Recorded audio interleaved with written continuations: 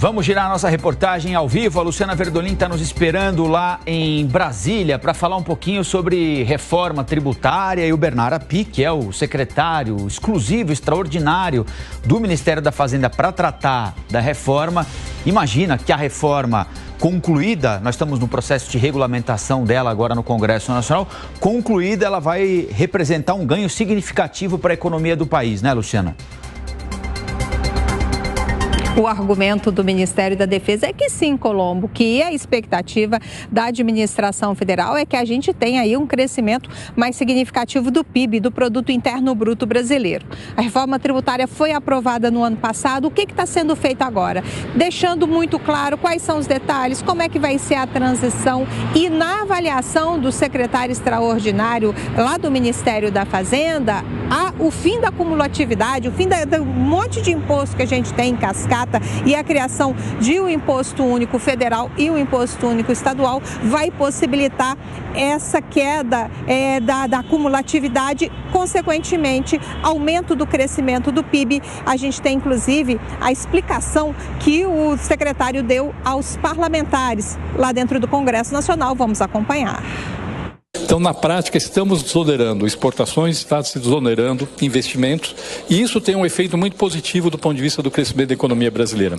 Só para ter uma ideia, presidente, só o efeito de eliminação da cumulatividade representa um aumento de cerca de 4 a 5 pontos percentuais do PIB potencial do Brasil.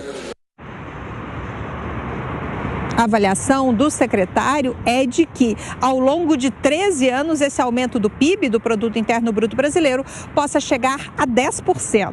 Vão ser 3 projetos discutidos em comissões especiais lá no Congresso Nacional. Nesse momento, a discussão está sendo das normas comuns do Imposto sobre Bens e Serviços, o IBS, que é o imposto estadual, e da Contribuição sobre Bens e Serviços, CBS, que é o imposto federal. O segundo projeto, que ainda não foi encaminhado, mas vai ser encaminhado ao Congresso Nacional, trata da lei complementar, que trata da transição do ICMS para o novo imposto único e também da forma de organização do comitê gestor. E o terceiro projeto, que vai ser encaminhado também para análise de deputados e senadores, trata do projeto que vai detalhar como será feita a transferência de recursos para o Fundo de Desenvolvimento Regional, para acabar com aquelas distorções entre os estados e acabar também com a chamada guerra fiscal, que são incentivos fiscais que estão sendo dados, tradicionalmente por vários estados brasileiros, para atrair mais indústrias. Vamos ouvir um pouquinho do Beraldo e da Amanda para saber se eles partilham desse otimismo todo do Bernardo Api, Amanda? O Colombo, acho que sim. Eu acho que quando a gente falou aqui no início do Jornal da Manhã muito desses temas político-ideológicos, pauta de moral, pauta de costumes, mas esse se trata de um tema, reforma tributária, suprapartidário, um tema de Estado, um tema de interesse nacional. Eu acho que todos os brasileiros concordam que é impossível viver nesse clima, nesse ambiente de pandemônio tributário. Então, quando o secretário Bernardo Api, que certamente, eu acho que também isso é algo consensual, é uma das pessoas que mais entendem, se não a que mais entende do sistema tributário brasileiro, alguém absolutamente técnico e competente, quando ele fala em terminar com a cumulatividade, e não tem imposto sobre investimento, e não tem imposto sobre exportação, como isso pode aumentar o PIB potencial do Brasil, é uma excelente notícia para todos nós. Todos que querem empreender no Brasil, grandes e pequenos empresários, gastam horas e gastam muito dinheiro tentando atender a todas as exigências, a um manual tributário muito extenso no Brasil, sem contar como isso afugenta os investimentos internacionais. Então, trazer um pouco de racionalidade para esse ambiente certamente aumentará muito o PIB potencial, tanto nessa história da não cumulatividade como ao longo da década, essa expectativa de ganhar 10 pontos. Então, acho que não há nenhuma outra reforma no Brasil que tenha um efeito a médio e longo prazo tão benéfico para a economia em termos de aumento de desenvolvimento e crescimento potenciais.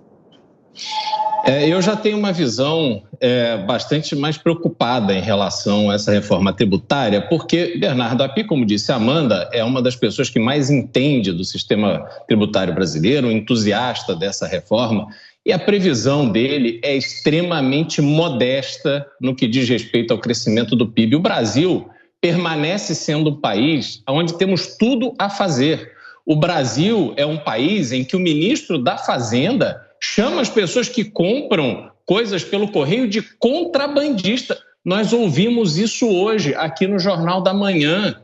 E aí vamos fazer essa mega reforma tributária que não vem acompanhada de uma necessária reforma administrativa para mudar a vocação da Receita, que hoje só quer perseguir o contribuinte e entulhar a justiça brasileira com ações e mais ações que geram precatórios e ficam gerando desequilíbrio orçamentário no Brasil.